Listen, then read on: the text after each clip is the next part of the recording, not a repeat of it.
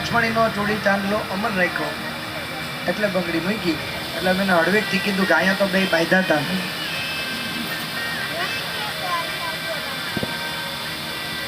તો બેન પાછી લેવા ગયા.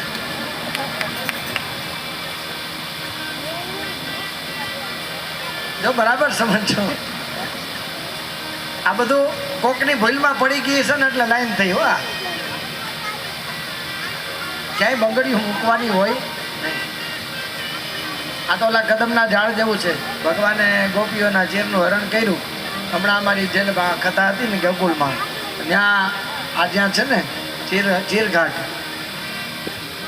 તો ત્યાં બધા આવે. ત્યાં જાઓ, ત્યાં જે આવે ને વસ્ત્રારણની જગ્યાએ ત્યાં જાઓ તો શું થાય? ઓલું ઝાડવું છે ને શું કરો કયો? કંઈક મને ખબર પડે, બીજા બધાને માહિતી મળે ને. એમ આપણો સંઘ જાય તો ત્યાં ઓલા લીરા ટાંગે ને, આવું બાંધે. હો મેં પૂછ્યું મેં આ લીરા હું કામ બાંધો? મને કે અહીંયા ગોપીઓનો ભગવાને વસ્ત્રનું હરણ કર્યું. મેં તો એ ખાડી મૂકો ને. હારો માયલો એક ડ્રેસ ટાંગી દો ને એટલે ઓલા વ્રજવાસીને કામ તો લાગે. અરે ચિત્રા ટાંગવાની ક્યાં જરૂર છે? દેખા દેખી નહીં, સમજીને કરો. રૂક્ષ્મણીની સાથે ભગવાને સમાધાન કર્યું, સમજાવ્યું. દેવી, લગ્ન જીવન એક સમજદારી છે. આપણે ખાલી એમ કહીએ મેડ ફોર ઈચ અધર. હું ખાલી કેવા હાટું છે? શનિ રવિમાં બહાર હોટલમાં જમી લ્યો, એ લગ્ન જીવન છે. ગાડીમાં બેહીને બહાર ફર્યા હોય, એ લગ્ન જીવન છે નહીં.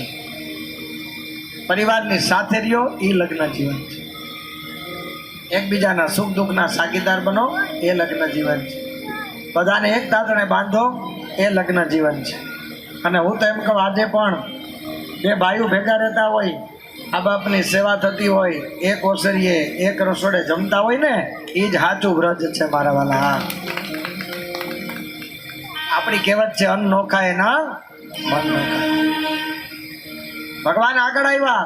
નારદજીએ વિચાર કર્યો કે પૈણા વગરના દ્વારકા ન જવા દેવા. એટલે સમુદ્રને કિનારે સુંદર નગર, જો પેલા દામોકુંડ, ત્યાંથી તુલસી શ્યામ, અને હવે ભગવાન રથ લઈને ક્યાં આવે? દરિયા કિનારે.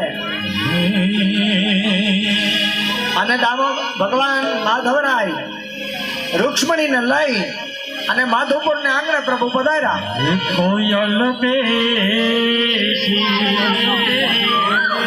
અને જ્યાં માધવપુર વાસીઓ ભગવાનના ગીત ગાવા લાગ્યા છે, દીકરીઓ સામે લીધા છે.